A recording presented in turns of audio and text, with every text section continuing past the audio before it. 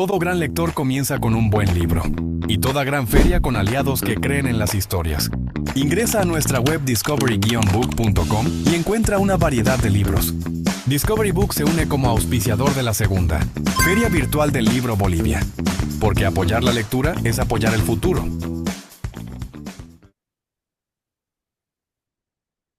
Bienvenidos a la segunda Feria Virtual del Libro Bolivia, organizada por la Confederación Internacional del Libro.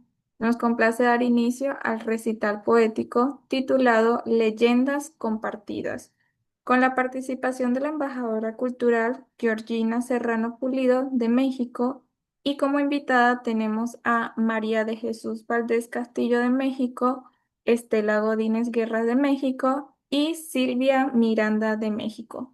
Pueden iniciar. Gracias, Brenda. Es un gusto estar de nuevo con ustedes en esta segunda Feria Virtual del Libro. Como dijo, soy Georgina Serrano Pulido, embajadora cultural, y es un gusto para presentar este día a tres mujeres que son entrañables, que son promotoras culturales. Ellas son Silvia Miranda Camacho, que es quieta, sencilla y orgullosa. Además de alegre y emotiva lectora en voz alta, es promotora y mediadora de la lectura, la cultura y de diversos temas. Ella también es con mitos, leyendas y testimonios que se transmite por Facebook Live. Cada semana por la página de Chilangotitlán, la del programa Más, la que por causa de fuerza mayor es intermitente por el momento. También nos acompaña María de Jesús Valdés Castillo. Ella es licenciada en trabajo, egresada de la Escuela Nacional de Trabajo Social de la Universidad Nacional Autónoma de México. Ella ha trabajado en la promoción de la lectura y la cultura con adolescentes con la ley, así como con adolescentes de comunidad abierta, niños y niñas de primera y segunda infancia en desarrollo integral de la familia en la Ciudad de México. Trabaja en comunidad abierta con población en general, niños, niñas, adolescentes y adultos mayores. En un rato se va a conectar también nuestra compañera que ha tenido un pequeño problema técnico, pero ella también es promotora cultural, narradora, tallerista y lectora en voz alta en casas y en escuelas y centros culturales, en las ferias del libro del Zócalo de la Ciudad de México, y también participa en espacios públicos, aldeas infantiles SOS Vulnerable. Estas tres mujeres hacen una maravillosa labor de promoción, trabajando con las partes, con los niños, con las casas hogares, con los en diferentes públicos, y hacen una maravillosa labor porque son grandes promotoras y son aparte grandes seres humanos. Es un gusto dejarle el micrófono a María Jesús o a Silvia para que empecemos este programa. Muchísimas gracias. Buenos días, buenas tardes, buenas noches a la hora que nos vean en el mundo y en Bolivia. Para empezar, yo quiero hacer una pequeña introducción hablando de manera breve la diferencia entre lo que es leyenda, mito y fábula. Esto es lo siguiente. Las leyendas son narraciones que se transmiten oralmente, van de boca en boca y en general de las jóvenes, historias que hacen alusión a hechos sobre la vida humana que pueden tener raíces históricas o no, así como también mezclar realidad.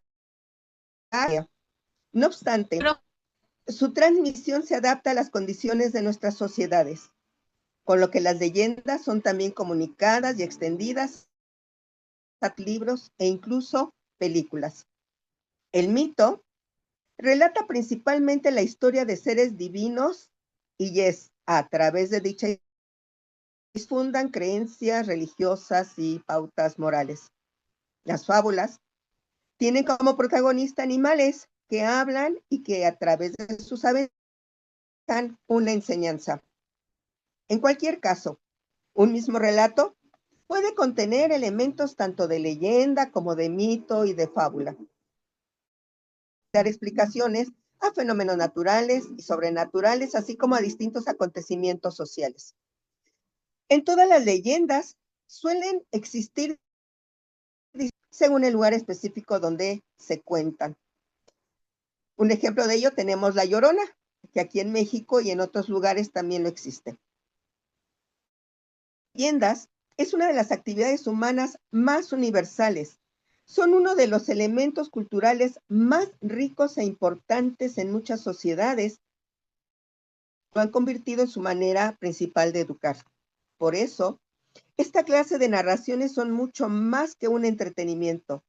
Son un material que nos ayuda sobre el mundo y sobre nosotros mismos. Por lo mismo, constituyen un recurso pedagógico e historiográfico importante.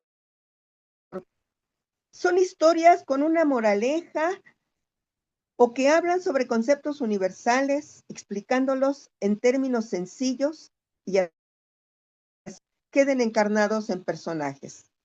Pues bien, ahora me adentro en la parte que toca mi presentación en esta inapreciable encuentro que Bolivia es un país andino lleno de historia, folclore y creencias de diverso tipo. Combinación de pueblos prehispánicos y de quienes después llegaron de lejanas regiones. En él podemos encontrar diversos tipos de quechuas, chiquitanos, guaraníes, aymaras, así como los criollos descendientes de los que pretendieron ser conquistadores del siglo XVI, el cual el nombre oficial de este país es el de Estado Plurinacional de Bolivia. Tiene historias que nos hablan de los dioses prehispánicos, como visión, narraciones de la lucha entre el bien y el mal, otras de cristianos contra el demonio, o el origen de la tan conocida coca boliviana, y que van contadas oralmente de generación en generación. Nos cuentan sobre los valores, los ideales, los miedos, los intereses y las nacionales de quien han integrado una cultura en particular. También hay historias más modernas, ocurridas durante los siglos XX o XXI, y que hablan en hospitales o de espectros de ultratumbas. Pues bien, les comparto la primera, una de ellas, que se llama Chiru Chiru. Ya nos cuenta la historia del Chiru Chiru, un personaje de la cultura del país andino que comparte elementos con el Robin Hood inglés, puesto que es conocido por los ricos para dárselo a los pobres, aunque esta leyenda tiene un final más bien amargo. Cuentan las gentes de Bolivia que un minero encontró a Chiru Chiru robando y lo malhirió antes de que lograra escapar. Nuestro personaje buscó refugio luego del ataque. La suerte de que esa sería su última fechoría, puesto que, y de acuerdo con esta breve historia, el cadáver del fue encontrado junto a una virgen y en esta imagen estaba en el interior de una cueva. Desde entonces,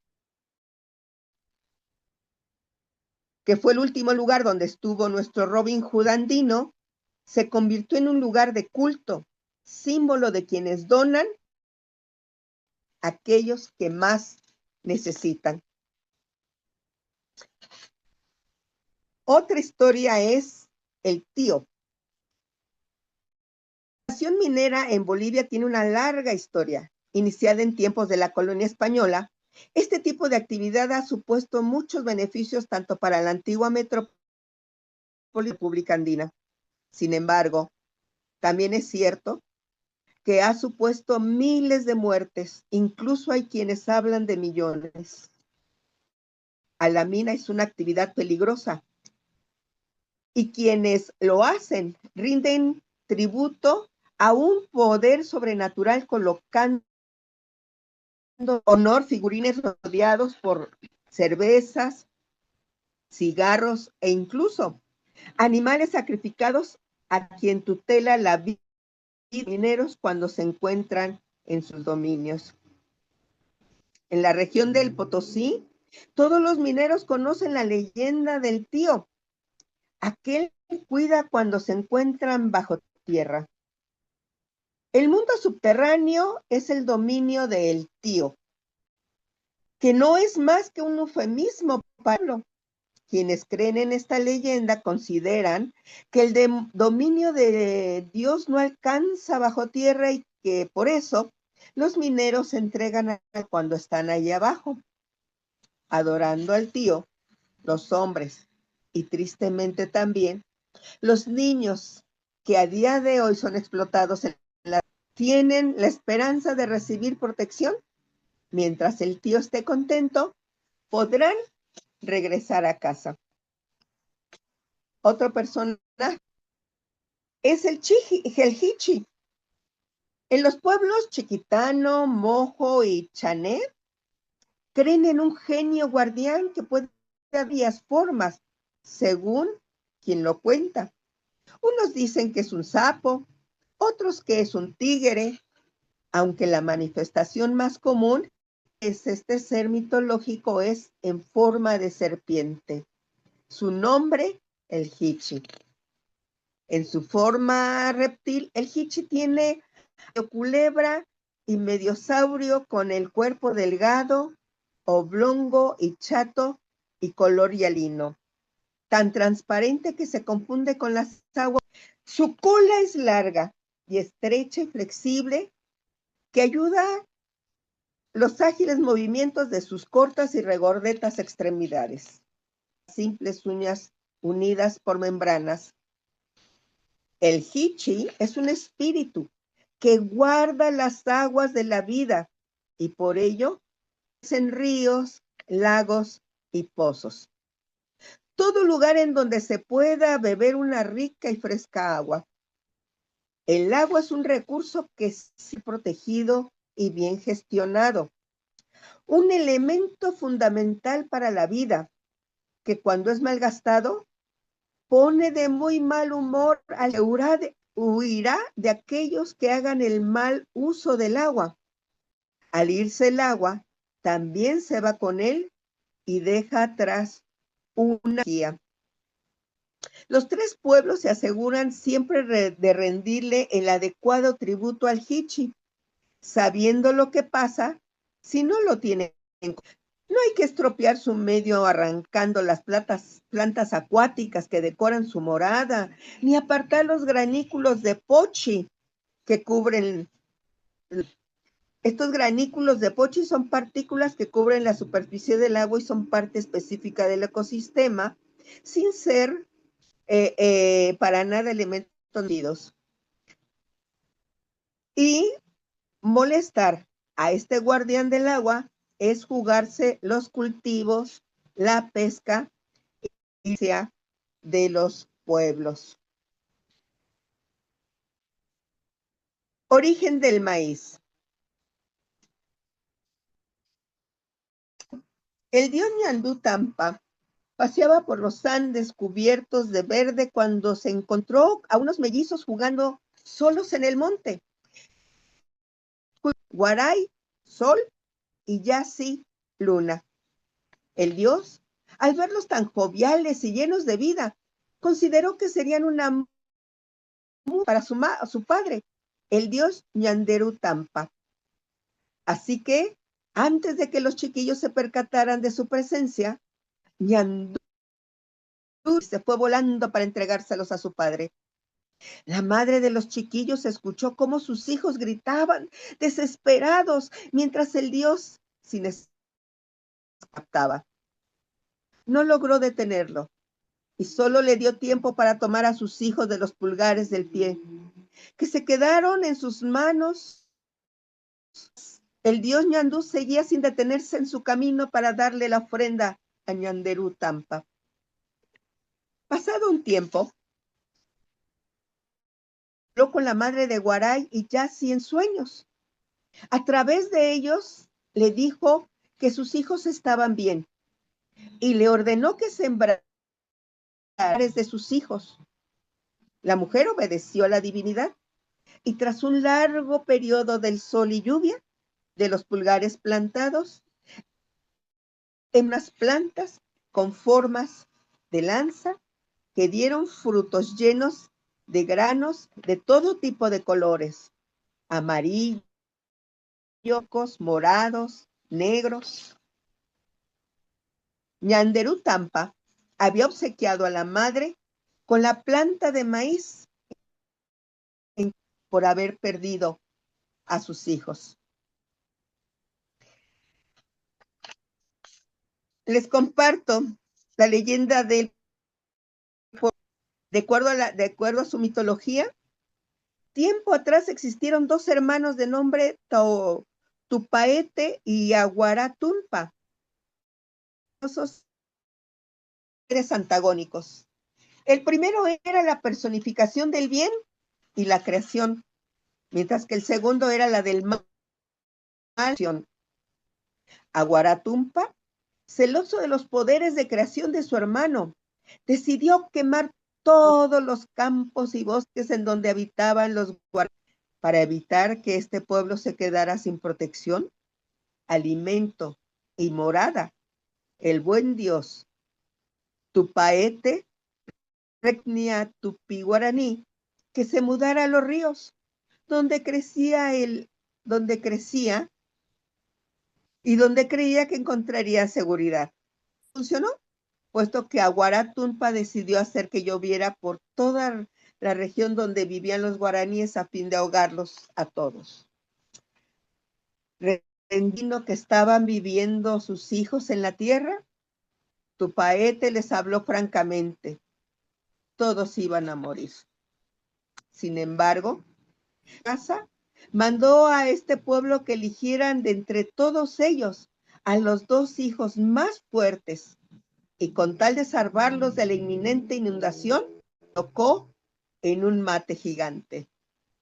Gracias a esto, los dos hermanos estuvieron protegidos mientras Aguaratumpa inundó la tierra, extintos a todos los guaraníes, dejando después que los campos se secaran. Los niños crecieron y salieron de su escondite, viviendo gracias a que se encontraron con Curucu, un sapo gigante que les dio fuego para poder calentarse y cocinar sus alimentos.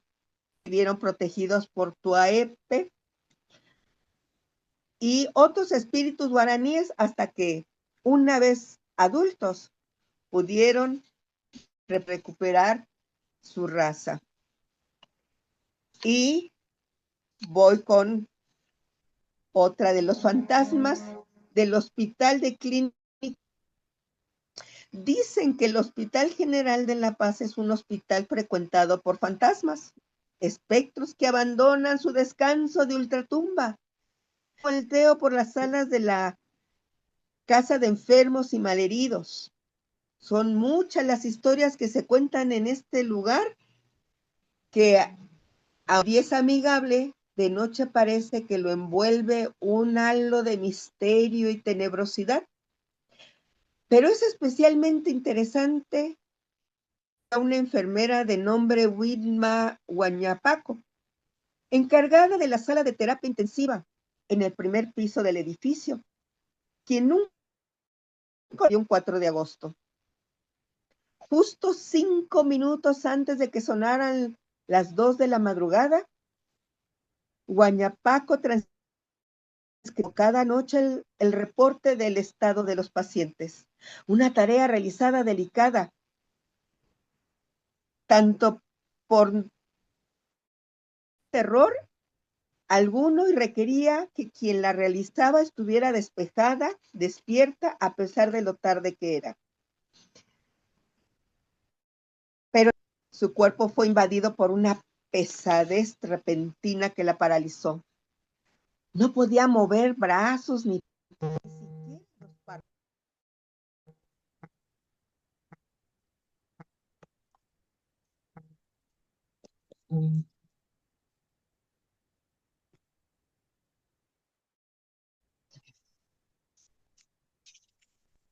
Se había quedado como en un estado vegetal, absolutamente inmóvil, pero bien consciente. Su desesperación al entrar en semejante estado la llevó a realizar un gran esfuerzo para poder voltearse. Al lograr la silueta de un hombre alto, contorneado, por un aura de color verde oliva y sin cabeza, que se desvaneció en instantes. Compañeras, algunas se mostraron incrédulas, aunque tampoco tanto. Ese hospital encierra algo misterioso en sus muros. No es la única que ha visto apariciones en ese misterioso lugar, ni tampoco la primera en ver la silueta de un hombre decapitado. Tanto algunos como parte de los médicos más veteranos en el lugar cuentan la historia de un hombre que cada noche se pasea por los jardines próximos a los tórax rumbo a la morgue. Algunos lo han bautizado con el nombre del jinete sin cabeza, aunque no tiene relación alguna con el escritor estadounidense Washington Irving. Bien, pues aquí concluyo mi parte y cedo el espacio para mi compañera Marichuy. Hola, ¿cómo están? Bueno, pues aquí compartiéndole y oyendo a Silvia que somos países que compartimos nuestra historia, compartimos nuestras leyendas y como tal voy a presentarles algunas leyendas ahora de México para que ustedes vean que aquí se cuecen las habas, como dicen.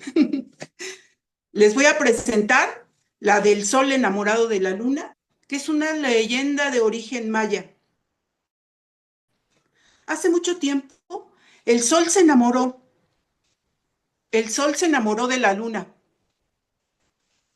¿Me escuchan? ¿Sí? Sí, sí, te escuchamos. Hace mucho tiempo el sol se enamoró de la luna y empezó a regalarle sus rayos. Permanecía fría y helada en su blancura. ¿Qué podré hacer para conquistarla?, pensó el sol. Hasta que todos los días cruzaré frente a la casa de la luna cargando un venado en mis hombros. Sin duda, ella quedará por mi habilidad de gran cazador. Pero en vez de cazar, agarró una piel de venado, la rellenó de ceniza, así no me cansaré, pensó. Muy satisfecho, cargó la piel de venado y se la llevó. Y todas las tardes a la hora del ocaso, cuando la luna se disponía a salir, el sol cruzaba frente a ella con el falso venado a cuestas. Pasaron los días y justo cuando la luna empezó a mostrar cierto interés en lo que hacía el sol estaba tan emocionado con el falso venado y fue a chocar contra unos arbustos llenos de espinas. La piel se rasgó y dejó atrás de ese reguero de ceniza incandescente. Esa noche en el cielo se llenó de estrellas. Toda la ceniza se virtió en ese cielo estrellado que todos vemos. Fue un espectáculo prodigioso para el sol, pero para la luna y para los hombres. Entonces, en ese momento, levantaban asombrados los ojos hacia el cielo e intentando contar las estrellas. Está bonita, está hermosa, es una leyenda de origen maya. Ahorita les voy a compartir ahora un mito tolteca, serpiente emplumada. Hace mucho tiempo, un brillante plumaje verde cayó del cielo hasta posarse en el regazo. Fue así que la diosa parió un hijo que recibió el nombre de Quetzalcóatl, la serpiente emplumada. Venía de Quetzal, el pájaro espectacular de larga cola que tiene el pecho rojo y el resto del cuerpo verde brillante con reflejo de Coatl, que significa serpiente. Justo como decía su nombre, Quetzalcóatl poseía las cualidades y la liviandad del cielo, de aquello que se arrastra como la serpiente y también de lo que vuela como el quetzal. Quetzalcóatl era un hombre tan curioso que en poco tiempo llegó a conocer todos los secretos, lo que él se dejó crecer la barba, pasaba los días meditando en las 4 casas que se había construido, orientadas hacia 4 direcciones del mundo. La primera estaba hecha de piedras preciosas verdes, la segunda de conchas blancas, la tercera de conchas rosas y la última estaba cubierta de maravillosas plumas de quetzal.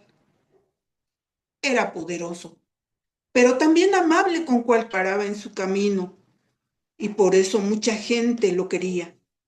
Sin embargo, el dios de la guerra envidiaba las cualidades de la serpiente emplumada. Un día fue a verlo, llevándole 2 jícaras en la mano. Bebe conmigo, le dijo, este néctar que te hará ver como lo ven los dioses. Entonces, las 2 jícaras contenían pulque, el rico néctar de los dioses. Quetzalcóatl confió en él y bebió, y aunque el pulque tenía un sabor, llenó su corazón de alegría y pobló su mente de hermosas visiones, pero lo debilitaba cada trago.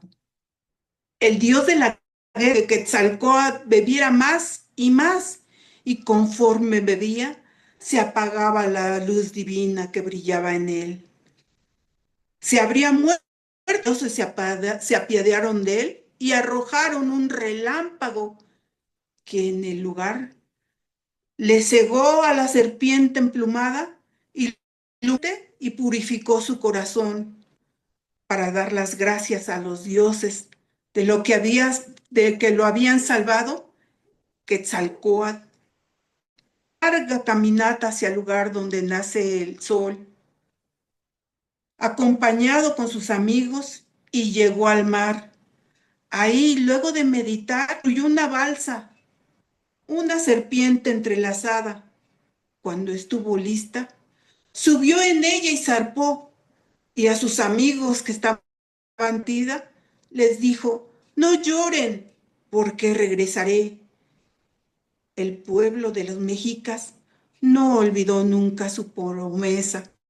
De padre a hijo se ha transmitido la esperanza de que un día la serpiente emplumada regresaría al lugar de donde había hecho a la mar. Por eso, 3. El cruel conquistador español, que tenía barba como Quetzalcóatl, y llegó desde el este en sus barcos cargados de fe.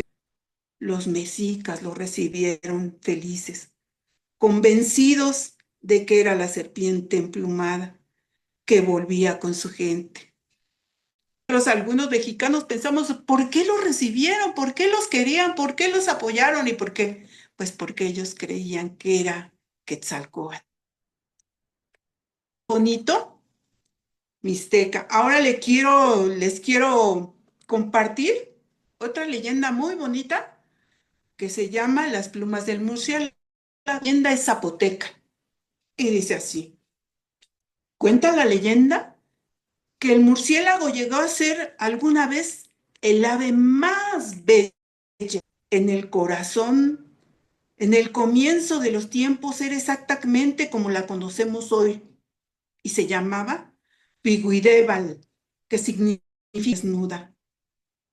Un día frío de invierno voló hasta el cielo para pedirle a los dioses unas plumas para abrigarse, como las que poseíamos, pero los dioses ya no tenían plumas para darle y le aconsejaron que regresara a la tierra y le pidiera a cada pájaro una. Así lo hizo el murciélago, pero solo fue a ver a los pájaros que tenían las plumas más brillantes, de colores más cercanos, y por eso cuando terminó de recoger las plumas de cada uno, su plumaje Era hermoso, esplendoroso, maravilloso. De su hermosura fue a ponerse ante todas las aves. Era muy hermoso, en efecto, pero muy vanidoso también. Y de su vuelo nació el arco iris, pero era tan presumido que empezó a tratar con desdén a sus semejantes de ellos, porque lucía insignificantes a su lado, hasta que el colibrí le reprochó no poseer ni parte de su belleza. Cuando los dioses vieron que el murciélago no se conformaba con disfrutar su nuevo plumaje, sino humillar a los demás, lo mandaron llamar. También en presencia de los dioses, el murciélago empezó a revolotear para que admiraran su belleza. Entonces empezaron a caérsele las plumas, una tras una. Llovieron plumas del cielo durante todo el día y el murciélago se halló nuevamente como al principio, desnudo. A partir de entonces se retiró a vivir en y renunció a utilizar el sentido de la vista para no denotar el recuerdo de todos esos colores maravillosos que habían sido y que había desperdiciado por su vanidad. Hermosa también, ¿verdad? Bueno, pues ahora les quiero esta leyenda de origen mexica. Se llama Los dos regalos misteriosos. Hace mucho tiempo, el dios burlársele de los pueblos que vivían en México, los mexicas, los toltecas, les mandó de regalos misteriosos, envueltos cada uno en pedazos de tela que parecía en un lugar llamado Cuitlacuamac, la boca de la serpiente. Llenos de curiosidad, los dos pueblos se amontonaron alrededor de los dos regalos para ver qué contenían. El primero apareció una piedra maravillosa, verde como la esmeralda, que despedía un resplandor jamás visto. Y el otro solo contenía 2 palos de madera. Estalló una riña violenta porque todos querían adueñarse de la piedra. Pero el sabio jefe Huitzilitzón ordenó: dejen de pelear. He decidido que nosotros, los mexicas, haremos los 2 palos y les dejaremos a ustedes, los tlatelolcas, la piedra preciosa. Los tlatelolcas regresaron a su pueblo con júbilo y gritos de alegría. Los mexicas, en cambio, amargados por la decisión de su jefe, preguntaron: ¿por qué escogiste estos 2 palos de madera que no valen nada? Él, sin responderles, y agarró los 2 palos y los frotó uno contra otro, estallando una chispa, y de la chispa nació el fuego. Gracias a esta sabia decisión, que los mexicas sobrevivieron durante mucho tiempo. Sus descendientes todavía viven en México. Telolcas, en cambio, felices de poseer la piedra preciosa, nunca llegaron a conocer las virtudes del fuego y de eso rápidamente. También es hermosa, ¿verdad? Bueno, pues le cedo a Estelita la palabra.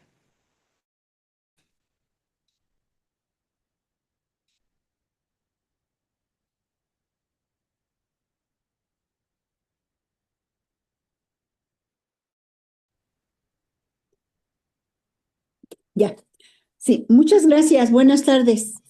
Buenas tardes desde la Ciudad de México y muy agradecida con las leyendas. Hace tan solo algunos cientos de años, como has de saberlo, hubo una preciosa ciudad construida al magos. En un islote que cual joyel de tezontle, cantera, jade, flores y plumajes, flotaba despidiendo un intenso brillo. De lo lejos parecía estar hecho de plata. Se llamaba México Tenochtitlán. Pero he aquí que un día fue furia de ambiciosos bárbaros, quienes por medio de mentiras hicieron creer a los habitantes de estas tierras que eran portadores y embajadores de un gran señor sabio, que él los había enviado. Tales invasores, con tal ignorancia y en equivocado idea, no entendieron las maravillosas sabidurías de aquel pueblo que lo habitaba. No alcanzaron a comprender los profundos conocimientos que tenían aquellos hombres, nuestros abuelos nahuas. Nunca vieron los reflejos de su saber en los grandes centros astronómicos, donde a través de la poesía, el canto y la danza representaban, como en una gran función de teatro, cada 20 días los cambios y movimientos del universo. Era sospecharon el misterio de la contemplación florida que ellos, los maestros, pregonaban. Solo acertaron a decir que la sabiduría matemática, botánica, medicinal, zoológica, social, educativa, eran artes de magia, brujerías y hechizos. Las creencias europeas de entonces, debido a su ignorancia popular, así lo veían. Y es que con una gran soberbia intelectual y en la ceguera de su vanidad como conquistadores, las supersticiones que ellos sí traían arrastrando desde más allá de su edad media, las aplicaron a aquel reino de prodigios, avances y armonía, y les hizo pensar que toda esa distinta cultura era obra de Satanás y otros demonios. Vean que quienes vivían en la grande Tenochtitlan eran herederos de una antigua y enorme tradición de siglos que se remontaba a los fabulosos olmecas, teotihuacanos y a los gigantescos toltecas. No captaron el afán de nuestros abuelos aztecas por recuperarla, sintetizarla y extenderla a todas las regiones del mundo por ellos conocido. Los invasores solo acomodaron a sus propias ideas ambiciosas lo que les surgió fascinante ante sus ojos. Como ellos venían de lugares donde existían reyes egoístas, princesas caprichosas, duques embusteros, marqueses corruptos, caballeros fatuos, pensaron que la organización de nuestros abuelos nahuas era semejante y desconocieron que vivíamos en juntos y cercanos, unidos como los dedos de la mano para perfeccionarnos en comunidad, en hermandad de donde brotan los que guían, y gracias a la voluntad que los disciplinaba, Huitzilopochtli, cada uno de los integrantes de las casas colectivas, las calpullis, sus habilidades personales hasta convertirse en conductores de su barrio, como la nariz que va siempre adelante. Yacatehuichi, así bien hablaban, con profundidad, cuidado y belleza, eran tlatoanis, y quienes sabían manejar la energía creadora, la materia infinita que lo hace todo.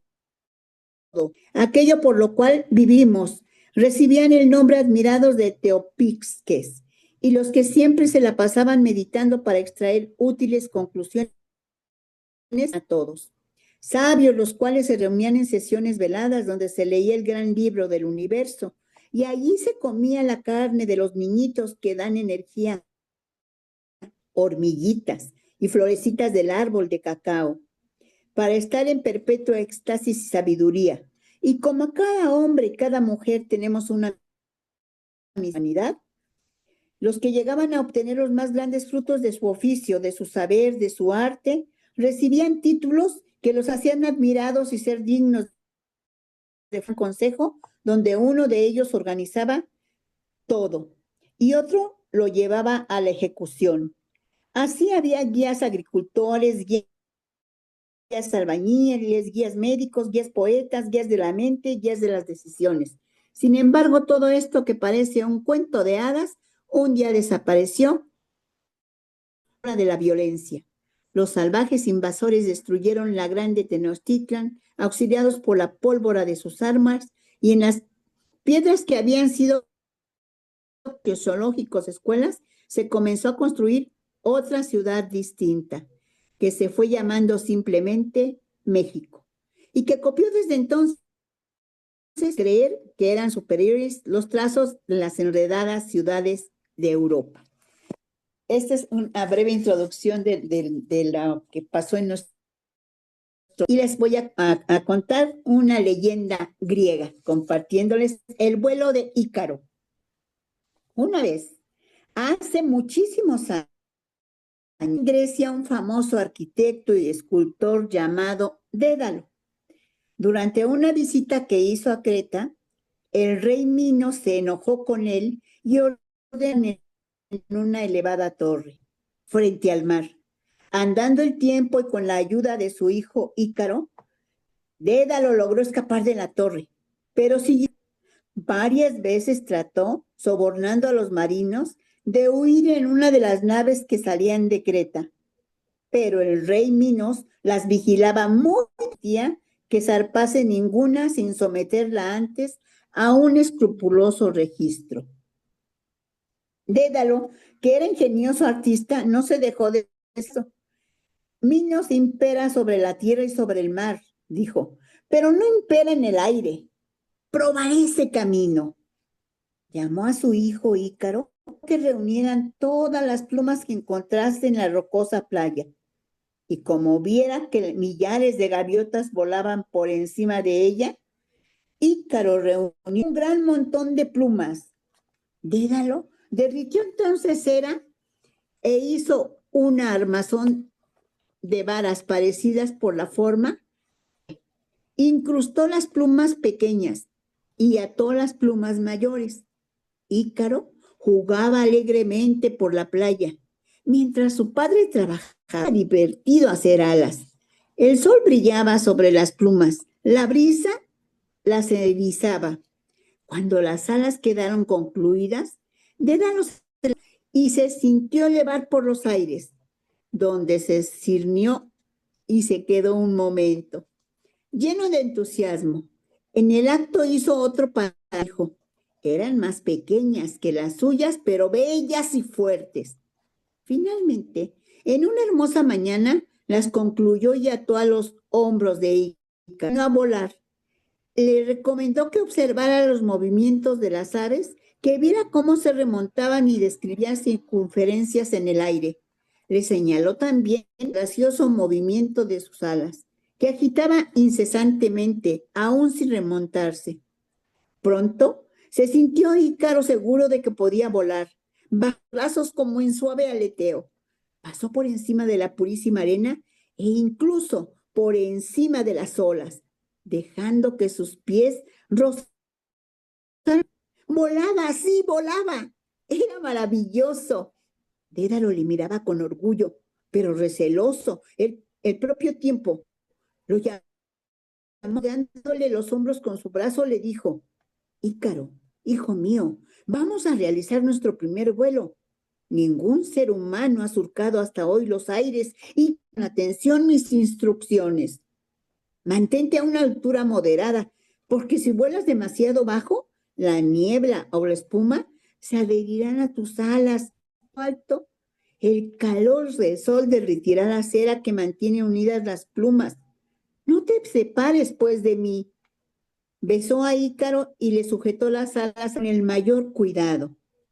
Ícaro semejaba a una preciosa ave por el espacio, ordenando a Ícaro que lo siguiera, de vez en vez para mirarlo y ver si movía bien las alas en el vuelo. Cuando volaron por encima de la tierra para poner a prueba la destreza de Ícaro, las oscuras aguas del mar, los labradores dejaban el arado y los pastores los miraban con asombro, creyendo los dioses. Pronto padre e hijo volaron sobre Sam, que se extendían a su izquierda, y sobre Levintos, que se hallaba a su derecha. Ícaro batía con alegría las alas. Sentía el aire frío en el rostro y vino delante de sí. Entonces comenzó a elevarse más y más hasta llegar junto a las nubes. Su padre, al advertirlo, lo llamó. Trató de seguirlo, mas no pudo, pues era más pesado que su hijo. En tanto, Ícaro seguía remontándose por entre blandas y húmedas nubes, resplandeciente. Aquella gran sensación de libertad le embriagaba de tal modo que movía frenéticamente las alas, ansioso que lo llevasen más arriba hasta el mismo cielo. Pero el sol ardiente caía de plano sobre él y resplandecía la cera. Sus alas comenzaron a deshacerse y revolotearon por el aire en torno a Ícaro. Mas el embelesado muchacho no reparó en ello hasta que el calor del sol fue tan abrasador en las grandes plumas de sus hombros. Entonces, cuando empezó a caer, movió frenéticamente los brazos, pero ya no le quedaban plumas que lo sostuvieran. Llamó en vano a su padre. Las aguas azules de aquel mar que desde entonces lleva su nombre ahogaron su voz. Dédalo lo a su vez. Ícaro, Ícaro, hijo mío, ¿dónde estás? Pero ninguna voz le respondía, sino era el bramido del viento y el rugir. En vano, Dédalo volvió a gritar. Ícaro, Ícaro, responde. Por fin vio flotar las plumas en el espacio, caer de las nubes al mar. Quiso ir en su socorro, pero llegó tarde. Al tomar a su hijo en brazos y volar a tierra, el extremo de sus alas rozó la debido a la doble carga que soportaban. Llorando amargamente, enterró a su hijo en aquella tierra, a la que denominó Icaria. Una vez cumplido su triste deber, volvió a remontarse por los aires, mas la alegría de su vuelo se había disipado y su victoria estaba amarga. Llegó sano y salvo a Sicilia, donde erigió un templo en honor de Apolo, y allí dejó sus alas como ofrenda al dios. Para nada las quería. Muchísimas gracias. No sé cómo estamos de tiempo. Muchísimas gracias. Pues nos quedan unos 8 minutos, así que si quieren despedirse cada una, por favor, y si nos quieren dar sus redes sociales, ¿dónde las seguimos? Bueno, yo me llamo Estela Godínez Guerra, soy de la Ciudad de México y solamente tengo Facebook. Soy promotora, narradora y tallerista y pues soy amante de la lectura y de la literatura y me encanta estar con ustedes y agradezco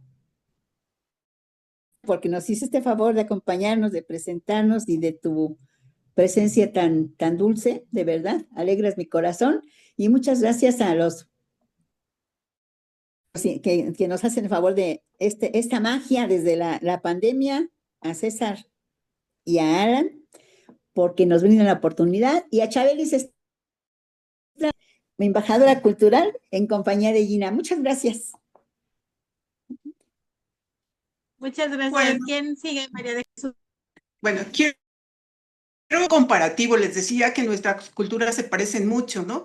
Y en estas encontré un comparativo. Por ejemplo, en una de las leyendas que leí yo, del Hichi, el cuidador del agua. Y aquí en México también tenemos nuestra propia cuidadora de agua. Hay un pueblo cercano se llama San Miguel Almaya. Este pueblo tiene una gran laguna, una laguna hermosa. Y da muchos peces y eso, y alrededor hay muchos sembradíos de mar. Pero la gente dice que ahí vive la clanchana. La clanchana es una mujer muy guapa, muy hermosa, y ellos dicen que cuando ven que se pasea por la laguna, va a haber muy buena siembra, va a haber muy buenos frutos, va a haber muchos peces y todo va bien. Entonces, a ellos les da mucho gusto y inclusive hay algunos que dicen, la clanchana se paseó por el pueblo, la clanchana estuvo aquí andan aquí, ay, qué bueno, vamos a tener un muy buen año, pero también tiene su lado malo. La clanchana también tiene su lado malo porque en esa laguna pues hay pescar o que llevan pequeñas lanchas o así. Y dicen que cuando un hombre le gusta la clanchana, hunde la lancha y se lo lleva. Y ya, inclusive dicen que después los buzos han ido a buscar al hombre aquel que se perdió y han encontrado a la clanchana que está abrazando al hombre que se llevó. O un tributo que tienen que entregar, pero por eso los hombres guapos no se atreven a ir. Bueno, pero sí, ese es pero es la cuidadora del agua, derrama agua cuando no se acerca a la clanchana, cuando no ven a la clanchana todos están muy tristes porque dicen, no va a haber sequía, no vamos a tener buenos frutos, no va a haber, no vamos a tener trabajo, inclusive, ¿no? No, no la hemos visto, no ha salido la clanchana, está enojada la clanchana y es muy famosa y es Miguel Almaya. También encontré ahorita me acordé de otra leyenda que tiene el Hospital General de México. El México también tiene su propia leyenda, pero no es un hombre, sino es una mujer, es una enfermera. Es una enfermera y dicen que muchos de los pacientes dicen que ellos la han visto, que va, se acerca, los mima, los cuida y eso, pero ya cuando se aleja, cuando le ven, no tiene pies, daño. Ella va a confortarlos, a ayudarles, a hacerles compañía, pero no les hace daño, pero ellos se dan cuenta que la ven caminar o salir a los pasillos y la ven pasar y no tiene pies. Entonces muchos así como dicen, no, sí, sí vino la enfermera. Enfermera, si nada más eran dos enfermeros. No, sí, sí vino, me checó la presión, estuvo platicando conmigo, cosas así. Y sí, entonces, el propio cuidador en un hospital, ¿no? No sé si me Qué queda tiempo para hermoso, qué compartir hermoso. un Redes pedacito de sociales, que ¿no? encontré. Ah, bueno, Ok, nos quedan 4 pues, minutos, ajá. Si es un pedacito, sí. ok, pues nada más es chiquito, es la leyenda de la Llorona, pero es cortita, vamos como noción, ¿no? En Colombia también tengan noción de qué es la Llorona. Y dice así, mamá, ¿me cuentas de nuevo la historia de la Llorona? Era de noche y el niño acababa de sentarse frente a su madre. Está bien, pero no te vayas a quedar dormido como la última vez. Y el niño sonrió. Era muy antigua, empezó su mamá. Dicen que los lamentos de la Llorona ya se oían desde antes de los soldados españoles que conquistaron Tenochtitlan, la ciudad de nuestros antepasados. La madre miró fijamente a su hijo y siguió. Nadie salía de su casa después de la medianoche. Todas puertas porque el terror estaba a punto de embargar sus almas. Y de repente, acercándose despacio, se oía el lamento desgarrador y lleno de sufrimiento. Al oírlo, uno se le enchinaba la piel y se le erizaba el pelo y se le helaba la sangre. Era la Llorona que lloraba por sus hijos muertos. ¡A mis hijos! Gritaba vestida de blanco y con el rostro cubierto por un velo. Había cruzado los campos solitarios, sollozando las calles y las plazas hasta llegar a las lagunas, lagos, ríos, donde más se oía. Llegaba a la ciudad, levantaba los brazos de la desesperación y lanzaba ese horrible grito que se sumaba a todo el mundo en terror. ¡Ay, hijos! Ese niño se levantó y buscó el refugio de sus brazos de su madre. Tengo miedo, mamá. Apriétame fuerte. Sonrió y abrazó al niño. Bueno, esta es nuestra clásica Llorona. Bueno, Muchísimas pues yo gracias, me María llamo de María de Jesús. Jesús. Jesús, fue un gusto compartir con todos ustedes. Pues seguimos esperando las invitaciones. Yo también nada más tengo Facebook, pero me encanta participar. Muchas gracias a Chabelis, muchas gracias a ti, Georgina, a Alan y a César también. A César. Muchas gracias. Muy bien. Y a César. Muchas gracias, María de Jesús. Silvia, ¿te despides? ¿Te quieres despedir, por favor, y tus redes sociales? Muchas gracias. Tengo Facebook, no manejo mucho el Facebook personal porque por el programa trato de no crear problemas de bloqueo para poder cuando tengamos la opción del programa, porque con Facebook hay medios especiales, ¿no? Y nada más tengo. Y pues también agradezco igual que ocasión a todo el equipo de Alan, César y todo el equipo maravilloso que hace posible la feria. Lo mismo Georgina, Chadelis, que nos han apoyado muchísimo en esta gran... Y aprovecho, nada más termino, quiero cerrar con una muy, muy rapidita que se llama El perro negro de Uyuni. Con eso me despido.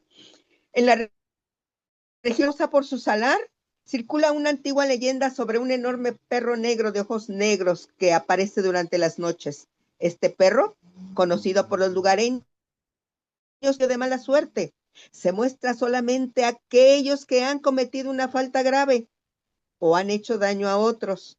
Según la leyenda, el perro negro hiciero enviado por las deidades ancestrales para advertir a quienes han sido deshonestos o crueles, de recordándoles que sus actos no quedarán impunes. Los han afirmado haber visto a este perro en medio del camino, especialmente en noches de tormenta. Cuando alguien lo observa, el rápidamente entre las sombras, pero deja una sensación de inquietud en el aire, como si advirtiera de un peligro inminente. En Uyuni cuentan que si el perro negro te sigue, es mejor reconciliarse con el pasado, porque se dice que él solo persigue a los culpables que no por sus actos. Aunque nadie sabe de dónde proviene esta figura espectral, todos en la región aseguran que su presencia es una advertencia. Se la ligera. Por eso hay que portarnos bien. Gracias. Muchísimas gracias, Silvia. Muchísimas gracias a las tres. Gracias a todos. Y recuerden, hay que cuidar nuestras tradiciones, nuestro folclore, compartirlo, porque somos iguales todos y tenemos que cuidar nuestra tradición. Por acompañarnos. Muchísimas gracias al maravilloso equipo de César y Alan porque nos permiten estar con ustedes. Un abrazo a donde quiera que estén. Nos vemos. Gracias. Besos. Gracias, Brenda.